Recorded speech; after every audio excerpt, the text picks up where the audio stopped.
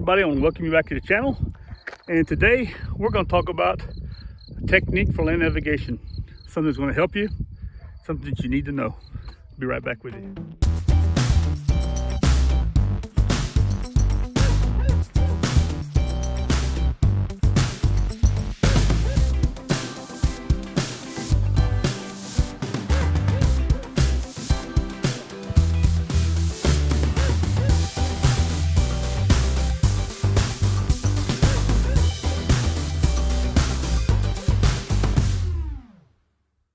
Welcome back again, and before we get started, I'd appreciate it if you'd give me a thumbs up, you'd like, which is a thumbs up, share it with your friends and enemies, subscribe to my channel, and leave a comment down below because I'd like to know what you think about it.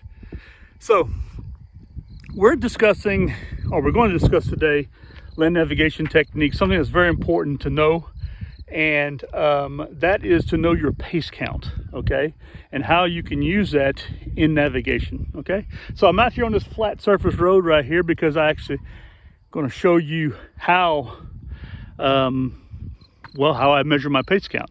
The first thing I do is I measure off 100 meters, okay. Well, I've got my 100 meters measured off right here, and I happen to know already that my pace count is 61 steps. Now it's not left right step, it's only every time my right foot hits the ground I count, okay. And so what that ends up giving me is 61 steps, not 61 meters, 61 steps gives me 100 meters, okay. So that way I know that my pace count is 61, and this is going to change when it comes to rough terrain, so it's good to test that out, okay, and know that also. Go out and measure a flat surface for 100 meters, but also go and give yourself some hills, just kind of like that, some depressions, walk through that to measure out 100 meters. So you have this idea of three types of 100 meters. You want a straight shot, flat surface. You want something that's going to be much more a rougher terrain and uphill. Okay, these things are here going to give you like a head. You see the woods right here behind me. 100 meters walking through that is not going to be the same 100 meters walking on a flat surface. So it's important that you have that information and that you worked that already. But for this scenario, we're going to work with this 100 meters. Okay, the 61 steps for my pace count, and we're going to show you. We're going to talk about how you can use that when you need to travel across terrain. You're trying to get to a specific point. Let's give you an example. You have a meetup with some people or some friends at a certain location, okay? You have an idea where it's going to be out on the map, okay? But you need to get there, okay? And it's cross country. So what you're going to do is you're going to measure that distance, determine how many meters it is on the map, and then you're going to shoot your azimuth, and you're going to work out your every 100 meters, your 61 steps. Let's say it's a flat terrain to get there, and you want to make sure that you get there precisely. Also, if you're hitting a cache, okay, let's say you're someone who's a prepper, and you have some waterproof containers that are out in the wild somewhere, and you don't want other people to find them, so you've really camouflaged them very well. You've dug them in, but you need to find them. So a good thing to know, especially, for example, if you need to find them at night, okay. It's much safer to move in at night than it is during the daytime on a cache, and you need to be able to walk into that point and find that cache, okay. So you know exactly that you need to do 230 meters, okay. So you worked out, you did your math, okay. That's, for me, that'd be 61 times 3, and 30 meters is a third. It's about a third of that, so you divide 3 into 61, okay, and I get about 20 steps, something like that. So I know I'm in the area a little bit less than 20 steps. So I'm going to do that's going to be, let's do the math here. It's going to be 183 plus 20. It's going to be 200 steps, somewhere in that area right there of my pace, and it's going to get me in the vicinity or precisely where I need to go. So this is something else. There are lots of scenarios you can put in that to that. You just find the one that works for you, and then you make it happen, okay. So let's say that you have a big distance you need to travel, 300 or 400 meters, a little bit more complicated. You got more things to store in your brain, so you want to be able to record and be able to understand you know, you need to record that distance as you're walking it, okay?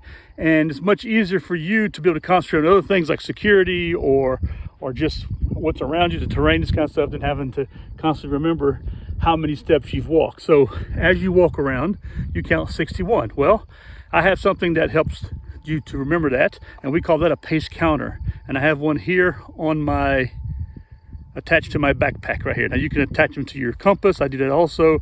Put it on a button on a shirt right here, or if you're in a harness, you have a harness system, military harness system, you can do as I do right here. This one here, I've got it in white so you'll be able to see it. Okay, so the way it works is for every 100 meters I walk, every 61 steps, I'm going to pull down one of these beads. Okay, so as I walk along, I'm going to keep pulling these beads down for every 61 steps. All right, this is 200 meters right here. All right, and as I get to the top, we only have 9 beads here. It's 900 meters, okay? But then as I get to 1,000, I need to come up top and pull down one of these beads. So now I know I've hit 1,000 meters, okay? Let's say that I need to do 1,200 meters, okay? So once I've hit 1,000 meters, I'm going to push all of these beads right here back up. It's a little bit tight, which is good. I'm gonna push these beads back to the top here. It's better when you have 2 hands doing this right here than one. All right, they're back to the top. Okay, so now I've done 1 kilometer, and as I do another 100 meters, that's 1,100 meters, and then 1,200 meters, and I know that I should be where I'm heading, the location I'm heading. Okay, so that's how it was done, and that's how it's used. Okay, the pace count. Okay, it helps you to keep up with this information of how many meters that you've walked. Okay, now sure, I guess you could make yourself put another line on here if you wanted to, and have some beads on that up to, you know, for another 9 beads. I've never seen that before, but I guess you could do that. And that's for every 10 meters you walk, you pull another bead down. So if you really want to do that, but I think it's a little easier. This is good enough. This is fine using a pace count like it's right here. And they're really helpful. It helps you to calculate, helps you to remember the distances that you've walked at your pace. Okay, so for me, like I said, reiterate, every 61 steps of my right foot, as if you're marching. So I lead off like the military. I lead off with my left foot. So I go a left foot and right foot, left foot, right foot. And every time that right foot hits the ground, that's 1, 2, 3. Okay. And as I get to 61, I'll pull a bead down, so I know that I've done 100 meters. So that's it. Very simple, very easy method, and very simple. You know, it's a good way. It's one of these things right here. I make sure I have with my land navigation information. I have my map, my compass, my pace count beads. I have a pencil. I have a protractor and a little bit notebook with me always, and this way I'm always able to calculate distances. I'm always able to calculate looking for the terrain. I do what they call a map reconnaissance. I look at the terrain beforehand, so I know that I need to divert my direction because of the terrain. Remember, terrain dictates. It determines everything. It determines when, where, how, all this kind of things. You're going to be going over it, okay? Because it can change also. The terrain changes. You know, you may have a place where, because of beaver dams, you know, you may have an area that's low, but the water may rise, okay? Or a creek or a flooded creek may get filled up with water. You may have an area that's built up and you need to go around it. So you need to learn how to and master all the calculating and all the distances you need to travel, and you measure those out, okay? Now you can do straight lines, you can walk on roads, you can walk trails, you know, and all this is added into it, okay?